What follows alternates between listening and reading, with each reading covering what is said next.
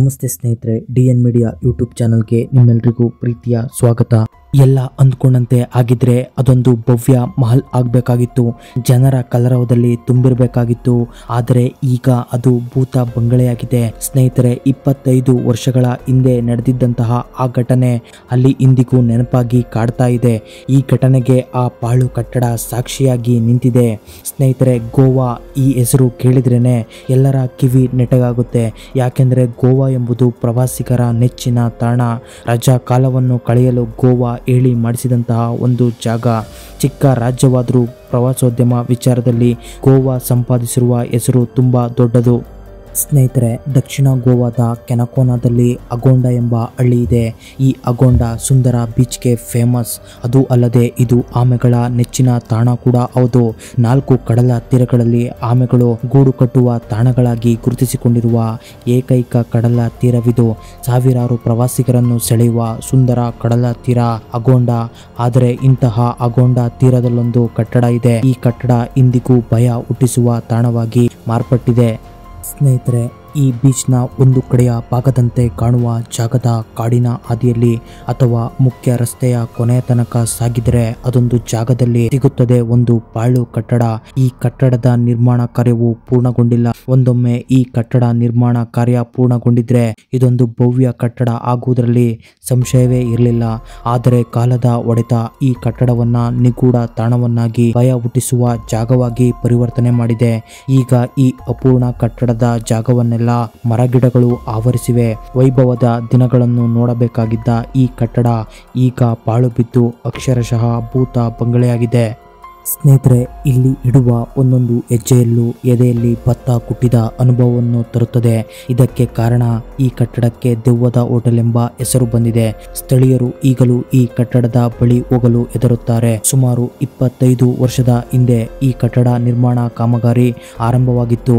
ಎಲ್ಲ ಅಂದುಕೊಂಡಂತೆ ಆಗಿದ್ದರೆ ಇಲ್ಲೊಂದು ಸುಂದರ ಪಂಚತಾರ ಹೋಟೆಲ್ ನಿರ್ಮಾಣವಾಗಬೇಕಾಗಿತ್ತು. ಹಾಗೊಂದು ವೇಳೆ ಇಲ್ಲಿ ಹೋಟೆಲ್ ನಿರ್ಮಾಣ ಕಾರ್ಯ ಸಂಪೂರ್ಣವಾಗಿದ್ರೆ ಈ ಜಾಗದ ಕದರೇ ಬೇರೆ ಇರ್ತಿತ್ತು. ಸದಾ ಇಲ್ಲಿ ಪ್ರವಾಸಿಗರ ಕಲರವವೇ ಕೇಳುತ್ತಿತ್ತು. ಆದರೆ ಪರಿಸ್ಥಿತಿ ಈ ಕಟ್ಟಡದ ಮಾಲೀಕರು ಅಂದುಕೊಂಡಂತೆ ಇರಲಿಲ್ಲ.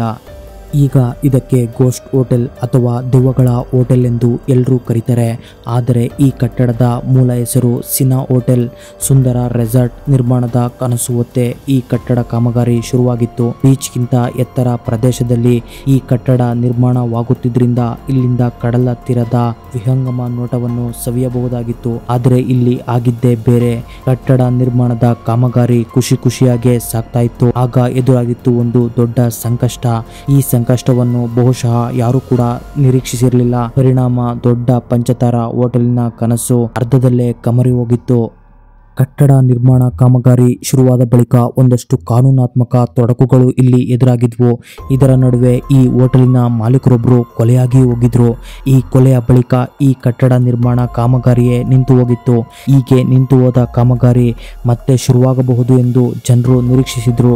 ಆದರೆ ಅದು ಸಾಧ್ಯವಾಗಲೇ ಇಲ್ಲ.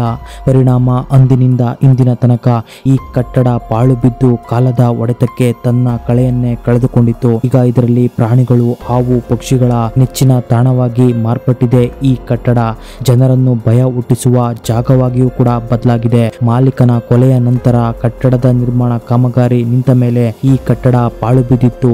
ಈ ನಡುವೆ ದೆವ್ವದ ಕಥೆಯೂ ಕೂಡ ಹುಟ್ಕೊಂಡಿತ್ತು. ಕಟ್ಟಡದ ಕೊಲೆಯಾದ ಮಾಲೀಕನೇ ಇಲ್ಲಿ ಆತ್ಮರೂಪಿಯಾಗಿ ಸುತ್ತಾಡುತ್ತಿದ್ದಾರೆ ಎಂಬುದು ಇಲ್ಲಿನ ಜನರ ನಂಬಿಕೆ.